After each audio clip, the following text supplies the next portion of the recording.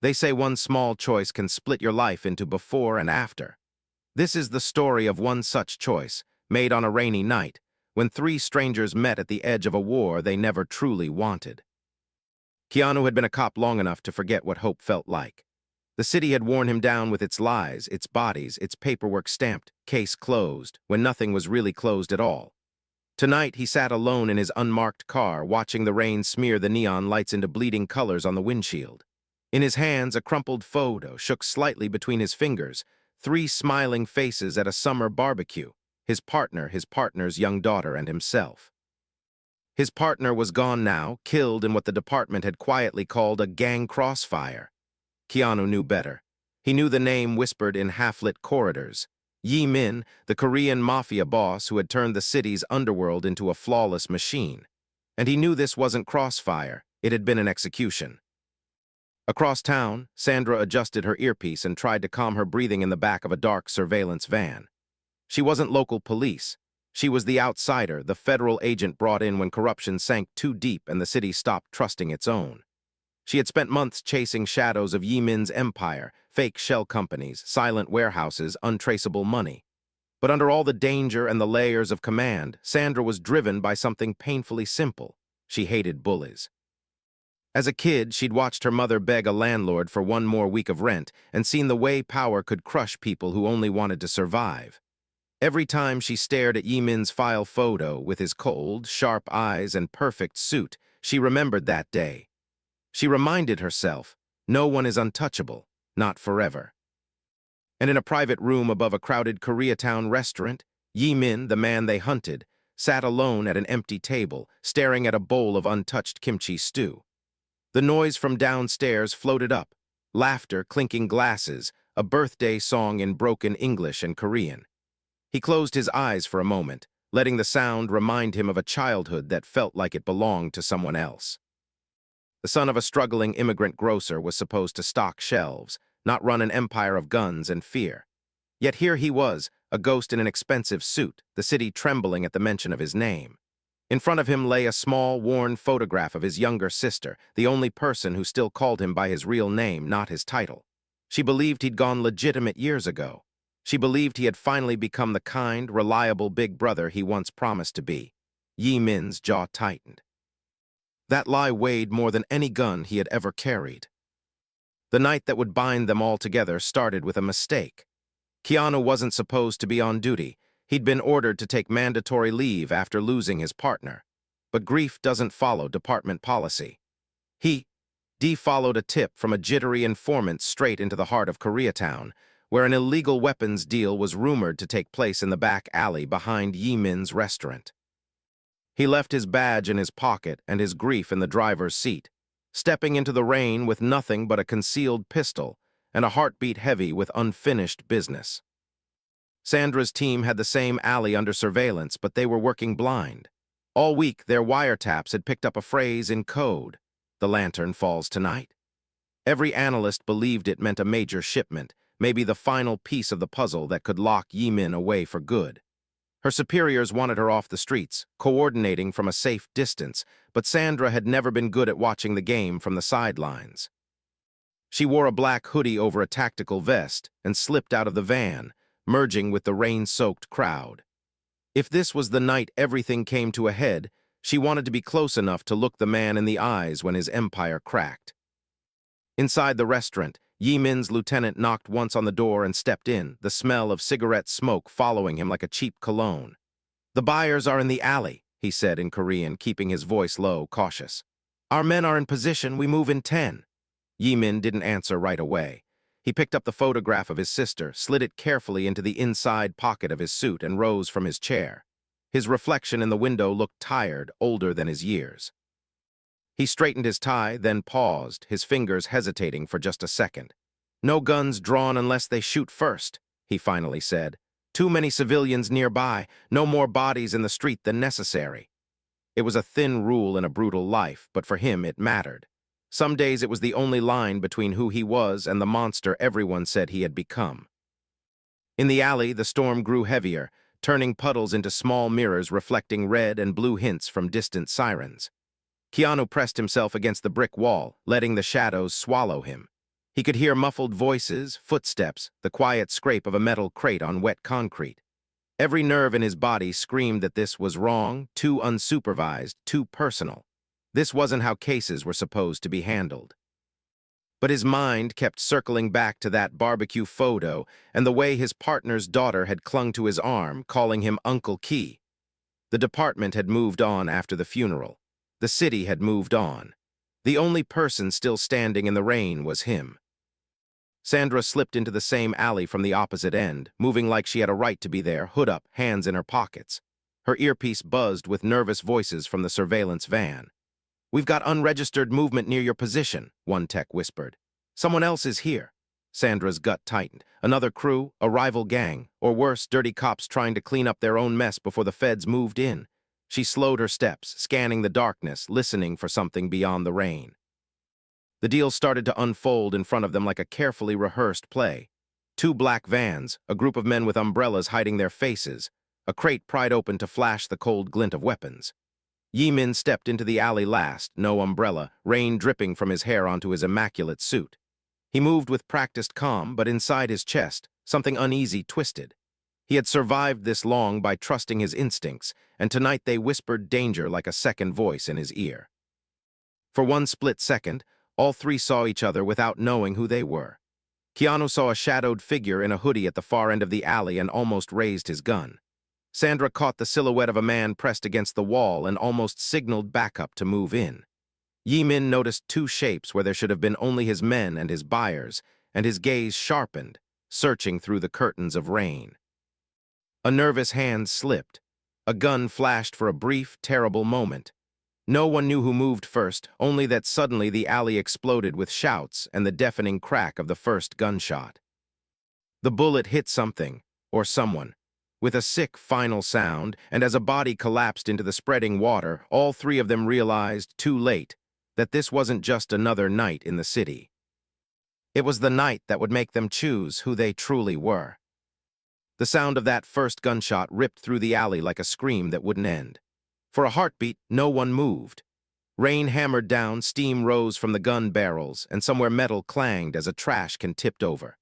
Then the shouting began, Korean, English, curses, orders, layered over the raw sound of someone gasping for air. Keanu's training took over before his mind caught up. He broke from the shadows, gun drawn, moving toward the fallen body. Every step felt like he was running through wet cement. As he got closer, the scene sharpened. A young courier, maybe 20, lay on his back in the puddle, eyes wide, hands pressed to a spreading red stain on his chest. Not a hardened killer, not the face Keanu had rehearsed hating in his nightmares. Just a kid who looked terrified to be dying in an alley behind a restaurant. Keanu dropped to his knees beside him, his free hand trying uselessly to apply pressure. "Stay with me," he muttered, voice low and steady. "Just stay with me, kid, look at me." The boy's eyes fluttered to his, searching for something, mercy, a promise, anything before rolling away. Keanu swallowed hard. He'd seen death 100 times, but this one felt different. This one felt like a warning. At the opposite end, Sandra ducked behind a dumpster as the echo of the shot bounced off the brick walls.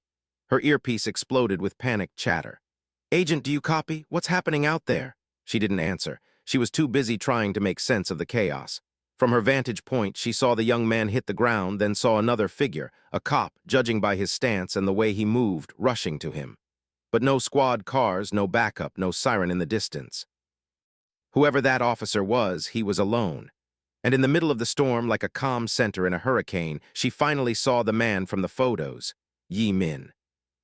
He stood a few steps away from the dying courier, surrounded by his men, his face unreadable. The rain streaked down his cheeks like fake tears, but his eyes were dry, flat, calculating. He made a small gesture with his hand, and half his entourage stepped back, forming a wall between him and the chaos. The other half raised their weapons, searching for the unseen shooter. To Sandra, it looked like an army shifting into formation around its king.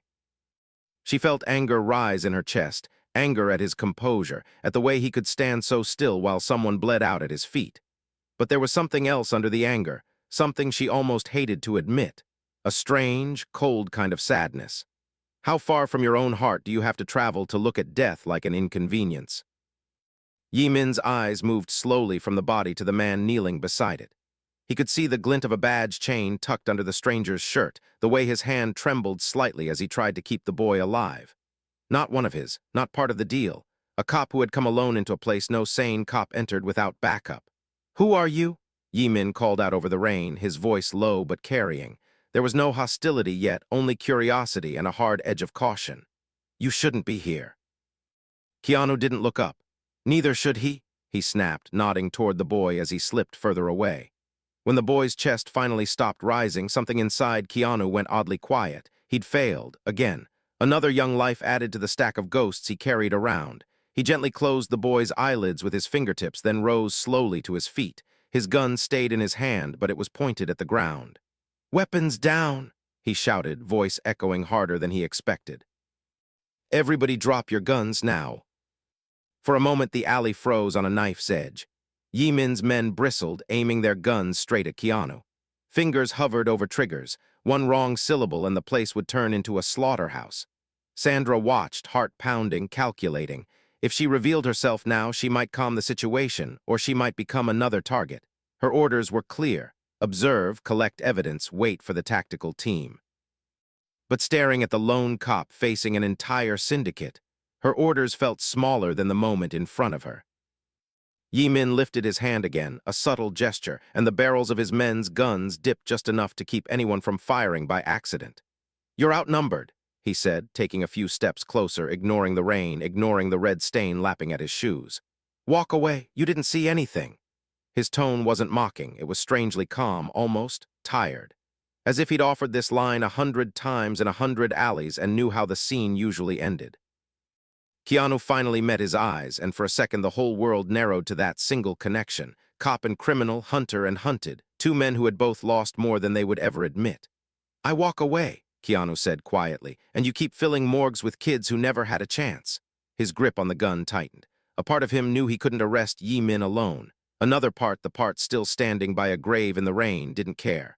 "I'm not here to walk away." Sandra felt the decision inside her like a physical click, the way a safety comes off a weapon. She stepped out from behind the dumpster, hands raised but steady, letting her badge hang visible from a chain around her neck. "Nobody shoots," she called, her voice cutting through the noise. "Federal agent, we have this alley wired and recorded from 3 angles. You start a firefight and there won't be a hole deep enough for any of you to hide in." It was a gamble. Her team's cameras were good, but not as many as she implied. Still, in moments like these, certainty was half truth, half performance. The reaction was immediate. Yi-min's men whirled toward her, their formation fracturing as they tried to cover both threats at once. Keanu's eyes flicked to Sandra, shock and relief mixing in his face. He hadn't known anyone else was out here. For the first time tonight, he wasn't completely alone. But that also meant this was bigger than a personal vendetta. The feds were involved. The air suddenly felt heavier. Yi-min studied Sandra carefully. He tracked the way she moved, the confidence in her voice, the controlled fear in her eyes. Not a corrupt local, not one of his bought officers. Federal, clean, dangerous. "So," he said, a faint, humorless smile touching his lips, "the city sent 2 ghosts after me tonight, one with a badge he doesn't trust and one with a badge that trusts him too much." His gaze flicked between them. "You think you can stop this with 2 guns and a camera?" Sandra didn't flinch. "I think we can start something," she replied. "And I think you care more than you pretend. You just ordered your men not to start shooting near civilians. That's not the move of someone who's ready to go out in a blaze of glory." Her words were a probe, a test of the quiet line of humanity she thought she'd glimpsed in his earlier command. The smile faded from Yi-min's face. She had seen more than he'd intended. For a moment he felt strangely exposed, like she had reached past the expensive suit and into the memory of that grocery store boy who once believed kindness was enough. He pushed the feeling down. Kindness hadn't protected his family back then. Power had. And now power was the only reason his sister slept safely in another country, believing in a lie. Before anyone could speak again, the distant wail of approaching sirens began to rise over the city noise. Someone, maybe a nervous civilian, maybe one of the buyers, had called the cops. Real backup was coming, and whatever fragile balance existed in that alley was about to shatter. Yi-min's lieutenant leaned close to him, voice urgent in Korean. "We have to go, now, if they catch you here." Yi-min's jaw clenched. His plan for the night was disintegrating in front of him. He could order his men to open fire, turn the alley into a storm of death, and maybe carve a path out. But that would mean leaving bodies piled high, drawing a level of federal wrath that even he couldn't contain. Or he could walk away, abandon the deal, the money, and the illusion of total control he'd spent years building. Either choice carried a cost he couldn't yet see the end of. Keanu heard the sirens too, growing louder, closer. For the first time since he stepped into the alley, a thin thread of hope wound through his fear. Backup meant witnesses, meant pressure, meant that maybe, just maybe, this wouldn't end with him dying alone in the rain. But it also meant something else. Internal affairs, paperwork, questions about why a suspended cop had inserted himself into a federal sting operation. The truth might finally come out about how broken he really was. Sandra's earpiece crackled. "Units less than 2 minutes out," the tech's voice said. "Tactical is asking if they should storm in."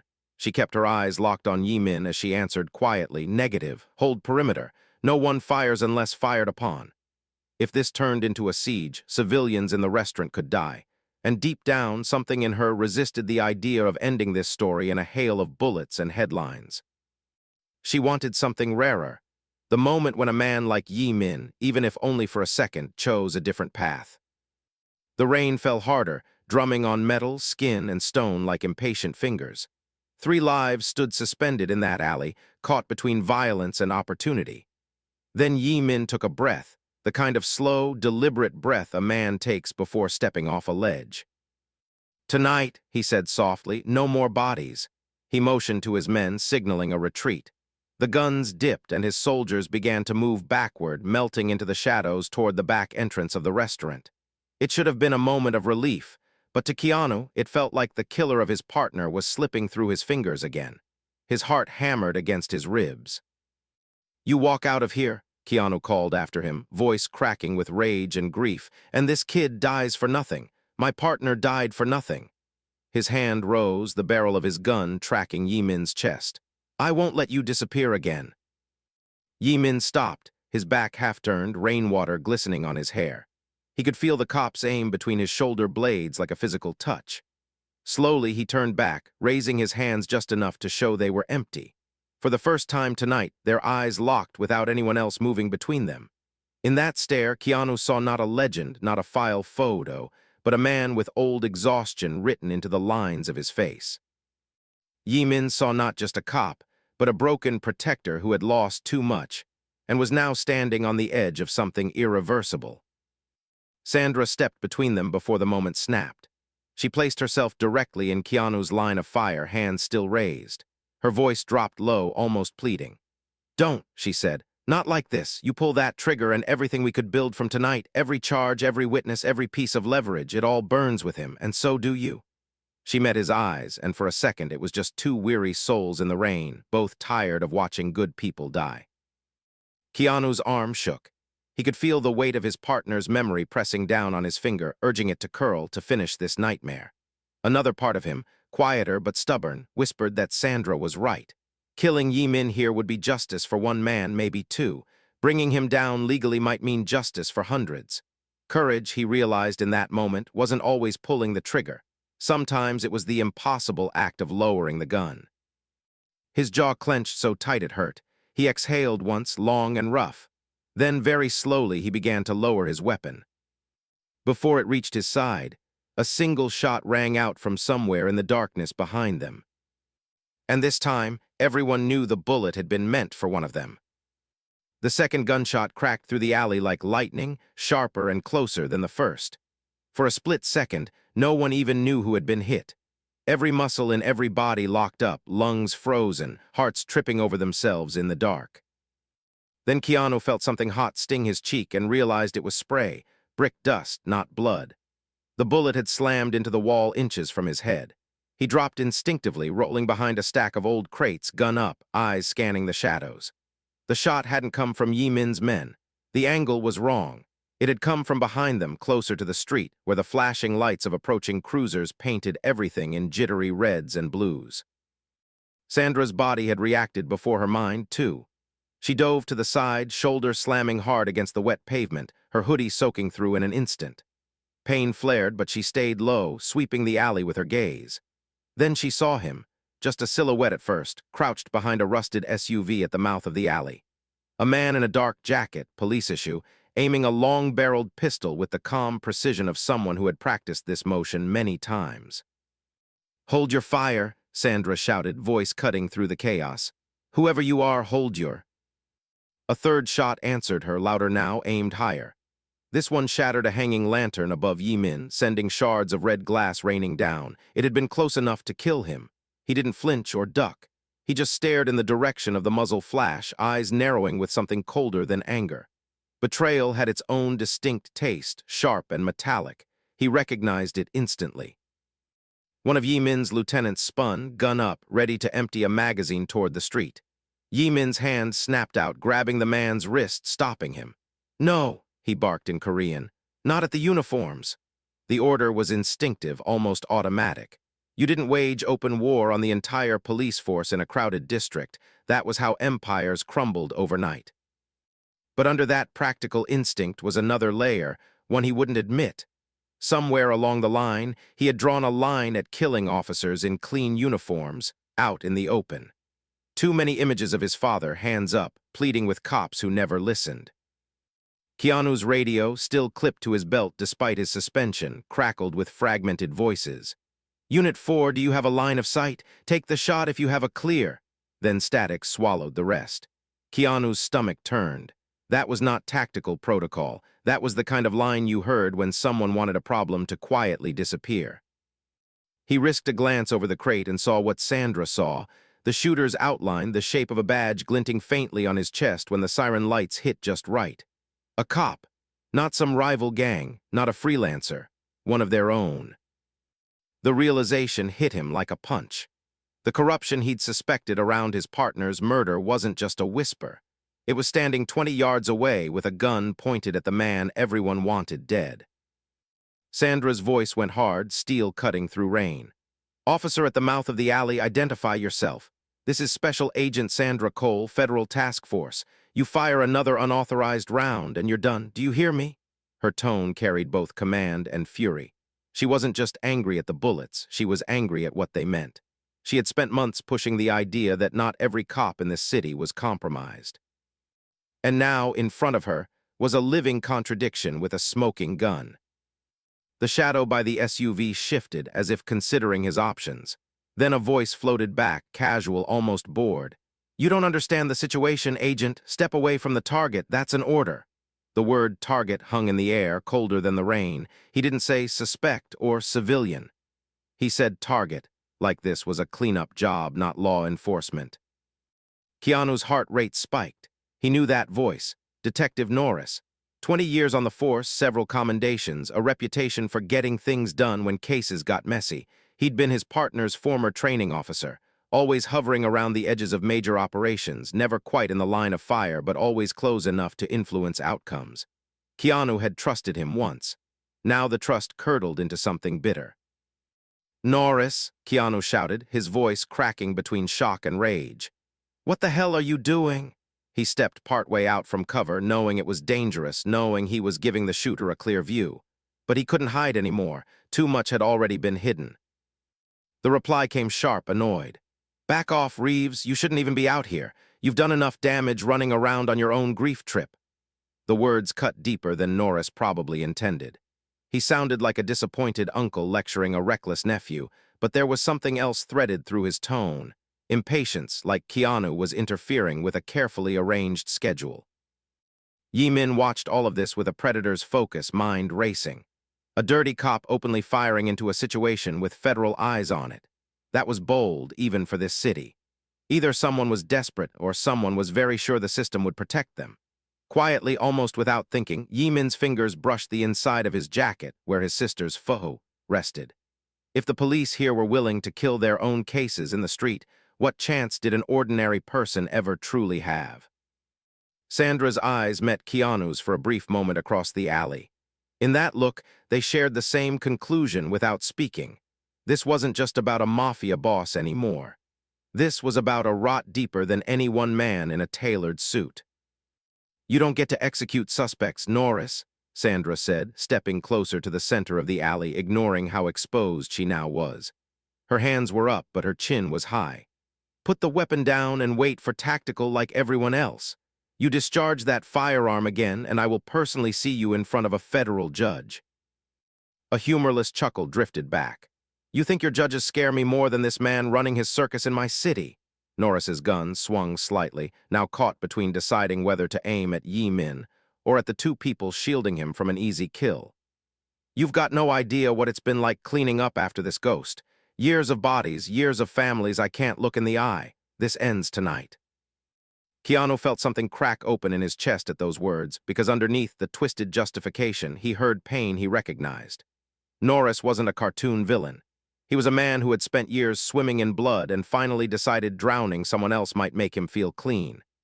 This isn't justice, Keanu said, voice lower now raw. It's revenge. That's my demon, not yours. You start feeding it, it never stops. For a fraction of a second, Norris hesitated. The sirens were close now, the lights strobing at the alley's end. Backup would arrive any second and see him with his weapon raised at a suspect and two fellow officers, one local, one federal. His window for a clean, quiet accident was closing fast. So he did what cornered men often do. He doubled down. Last warning, Norris snapped. Step aside, both of you. You may be too soft to pull the trigger, Reeves, but I'm not. His voice cracked slightly on Keanu's name, and that crack betrayed something. A memory of the younger cop he'd once tried to mentor, of a time before everything got this twisted. Sandra didn't move. She took one slow breath, feeling the weight of the decision pressing against her ribs. She could back down, save her own life, let the story become a simple headline. Notorious gang leader killed in police shootout. The city would sleep easier, politicians would shake hands and talk about victory. Or she could stand where she was and risk it all on the fragile, stubborn belief that process mattered, that how you win was just as important as winning. She lifted her chin a little higher. If you shoot him, she said, you're going to have to shoot through me. The rain muffled the silence that followed, turning the world into a tunnel of sound, distant sirens, dripping water, the faint hum of the restaurant's kitchen fans. Keanu stared at her, taken aback by the simple, terrifying courage of that sentence. This wasn't her city, not her partner in the ground, not her personal vendetta. And yet here she stood, spine straight, ready to take a bullet to stop one more corrupted shortcut. Yi Min looked at her too, something shifting behind his practiced mask. For years he had believed that all law was theater, that everything was negotiable if you found the right price or the right threat. But this woman, this federal agent who had nothing to gain and everything to lose, was drawing a line with her own body.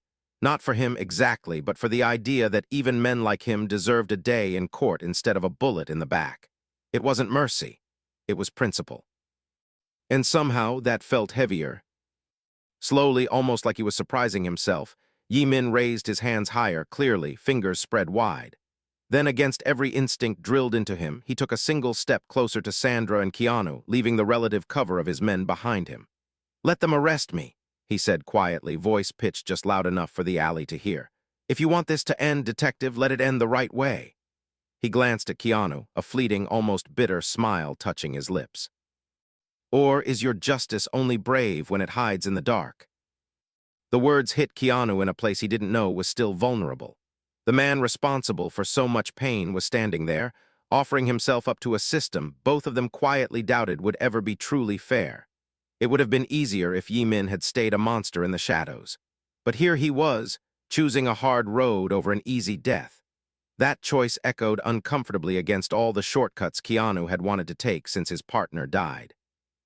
Norris swore under his breath. This was slipping away from him.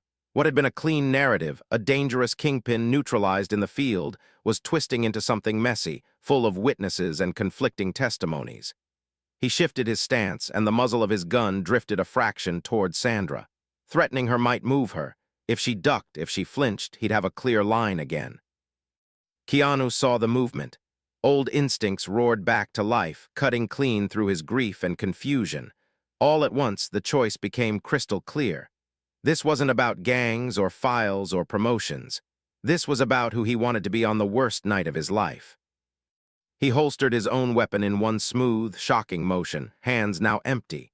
Then he stepped forward, closing ranks with Sandra and by extension with the man he'd sworn to put away. He stood shoulder to shoulder with her, just enough ahead to edge himself slightly in front. His voice, when he spoke, was steady in a way it hadn't been since the funeral. "You're not killing anyone tonight, Norris. Not him, not her."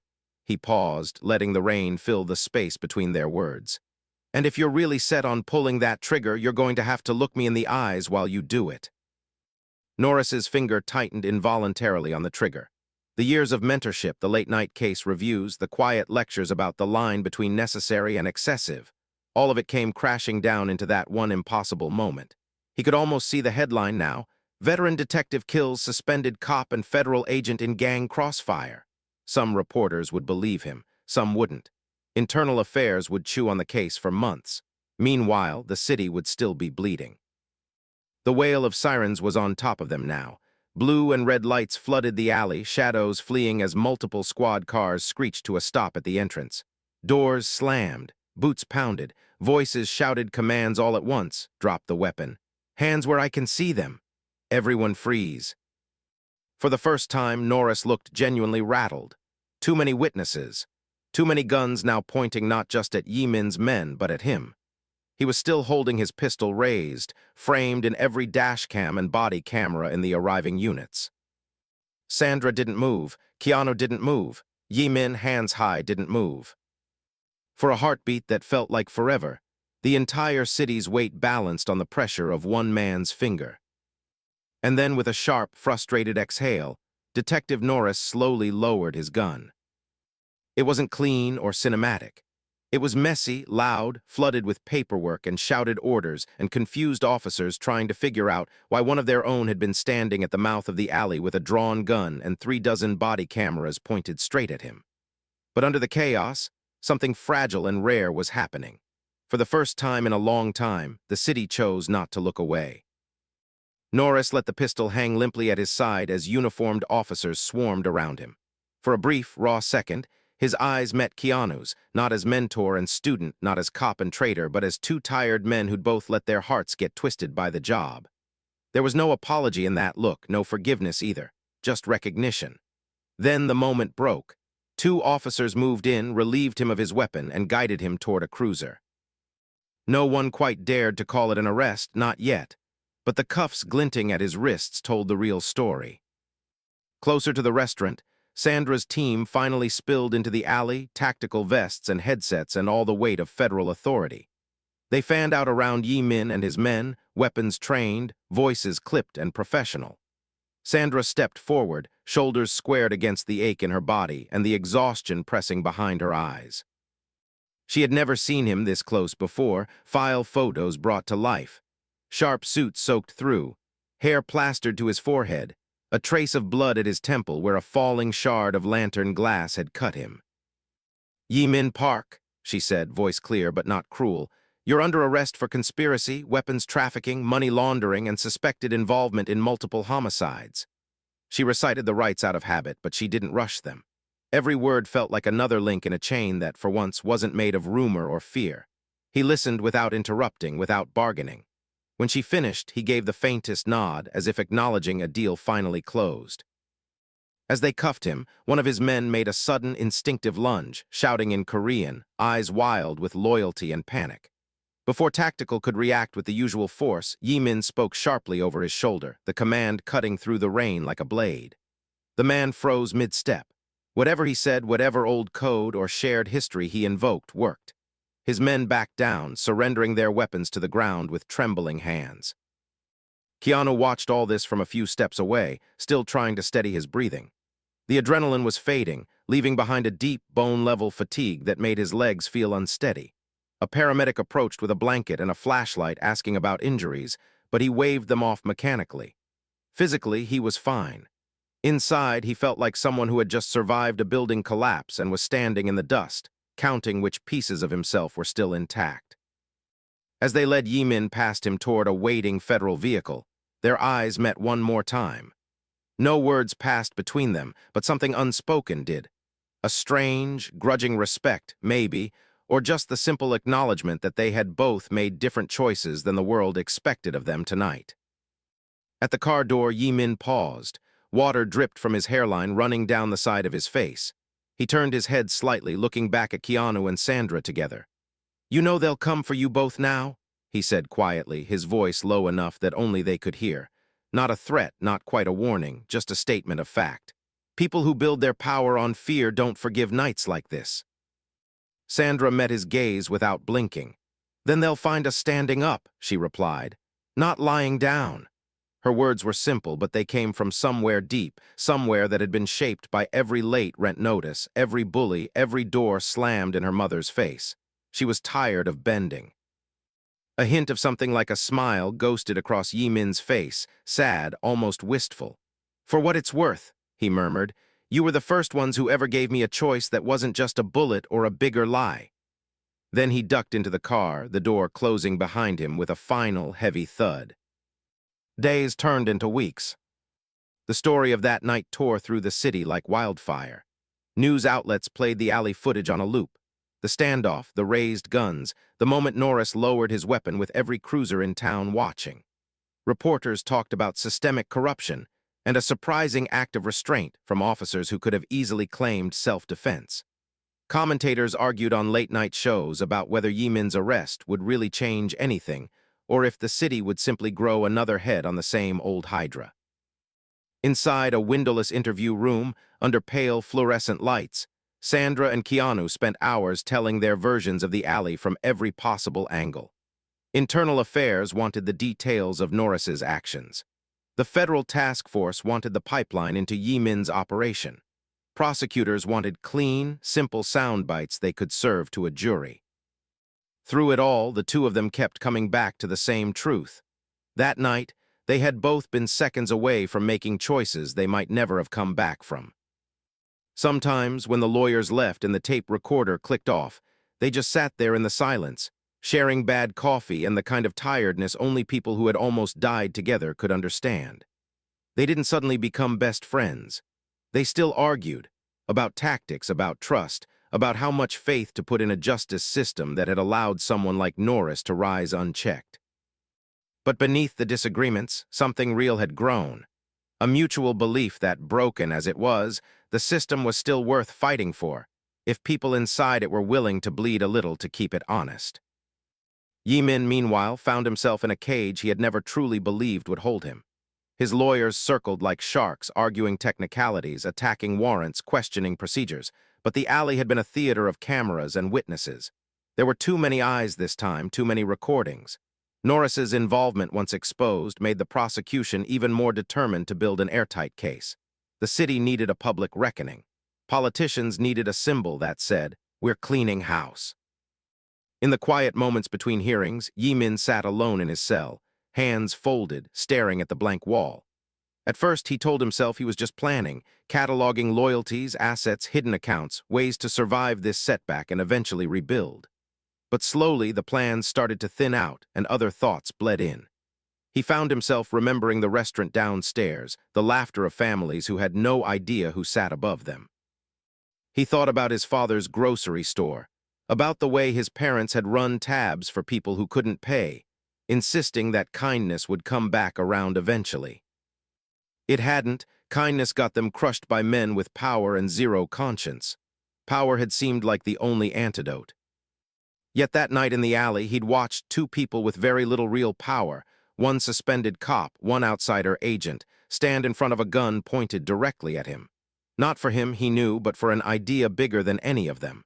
Still, it felt different from all the deals and betrayals that had shaped his life. It didn't fit his math. It suggested there were other calculations he had never bothered to learn. When the prosecutors finally came to him with an offer, reduced sentencing in exchange for detailed testimony on not just his own operation, but the dirty officers who had enabled it, he surprised everyone in the room, including himself. "I'll talk," he said, "but not just about them." His voice was calm, almost flat. "I'll tell you where we put the bodies that never made it to your files, the trafficked kids, the families who disappeared, all of it. You want to clean this city, start by pretending their names mattered."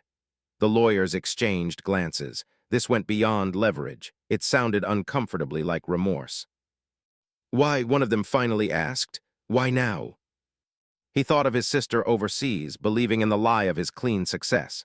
He thought of the scared courier dying in the rain, of the kid's eyes searching his face for something human, and finding only a boss with a dry gaze. He thought of Sandra's voice. "If you shoot him, you're going to have to shoot through me." Of Keanu holstering his gun when vengeance would have been easier. "Because someone finally chose not to shoot when it would have solved their problem," he answered. "I won't pretend that didn't affect me." He didn't dress it up as redemption. He didn't beg for pity. He just stated the truth. Sometimes that was all a man could offer at the tail end of a long, bloody road. Months later, the first trial began. The city watched as a jury listened to a story uglier than most of them wanted to imagine. A web of bribes, quiet threats, and lost evidence that had allowed men like Yimin to operate with surgical precision. Norris took the stand, eyes hollow, suit hanging looser on his frame than it had in the alley. Under oath, he spoke about necessary evils and protecting the public by any means. Then he spoke, hesitatingly, about the night he'd pointed his gun at fellow officers and couldn't make himself pull the trigger. "I thought I was doing what had to be done," he said, voice rough. "But when I saw them, when I saw Reeves and the agent standing there," his gaze drifted to Keanu and Sandra at the back of the courtroom, "I realized I wasn't cleaning anything up. I was just adding another stain and telling myself it was detergent." The sentence, when it came, wasn't satisfying in a cinematic way. Norris got years, not life. Yimin got decades, not an eternity. Some people were outraged. Some said it wasn't enough. Others said it was too much. In real life, justice rarely arrives wrapped in a perfect bow. It limps in, compromised and late, but still moving forward. What mattered more than the numbers on the verdict forms was what began to ripple outward from them. Younger detectives, the ones who'd watched the alley footage 100 times in training rooms, started asking harder questions when they were ordered to look the other way. A few officers quietly reported patterns they'd been too afraid to speak about before. Community members who had long since given up on the idea of honest cops began, slowly, cautiously, to test the doors of the precinct again, filing complaints, attending forums, insisting on being seen. Keanu was officially reinstated, badge returned in a small ceremony that felt both too formal and too understated. As his captain pinned the shield back on his chest, he caught Sandra's eye in the back of the room. She stood leaning against the wall, arms crossed, a half-smile softening the exhaustion in her face. When it was over, they met in the hallway, away from the speeches and the cameras. "So," she said, a hint of teasing in her voice, "you going to follow orders this time, or am I going to keep finding you in alleys chasing ghosts alone?" He huffed a quiet laugh. "No promises, but I might call for backup a little more often." His expression turned more serious. "You leaving town after this?" "Eventually," she said, "but not right away. There's a joint task force spinning up corruption, organized crime, all the fun stuff." She hesitated, then added, "They asked me who I trusted locally. I gave them your name."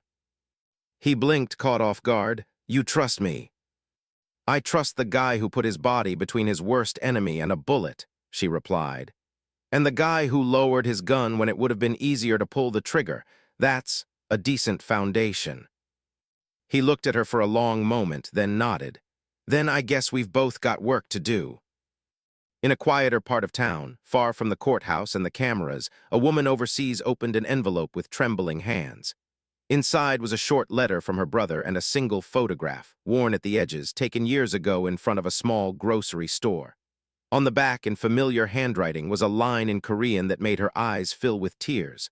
"I'm trying to become the man you think I already am." It wasn't a promise, just a beginning. And somewhere in the city, the alley behind the Koreatown restaurant returned to being just an alley. The rain came again in different seasons. Kids snuck their first cigarettes there, dishwashers took smoke breaks, delivery drivers unloaded crates. The puddles still reflected neon and siren lights when it stormed, but now and then someone passing through would pause, feeling something they couldn't quite name, a kind of echo. Because that was the real legacy of that night. Not the headlines, not even the convictions, but the quiet shift in the stories people told themselves about what was possible. A suspended cop driven by grief had discovered that strength wasn't the fury in his trigger finger, but the mercy in his restraint. A federal agent who had spent her life fighting bullies realized that the bravest thing she could do wasn't to win alone, but to stand shoulder to shoulder with others, even when trust felt dangerous. And a mafia boss who had built an empire on fear had finally understood that the one thing he'd never managed to buy or steal, simple, stubborn decency, was the only thing that could outlast him. One choice, three destinies. They had all walked into that alley believing the night would end in the usual way, with another body, another lie, another file closed without the truth ever seeing daylight. Instead, they walked out carrying something far heavier and far more fragile, a new story about themselves. A story that said, even in a city built on shadows, one person choosing courage over fear, kindness over cruelty, humility over pride can tilt the entire balance. And if three broken people could make that choice in the darkest, rain-soaked alley of their lives, maybe, just maybe, the rest of us can too.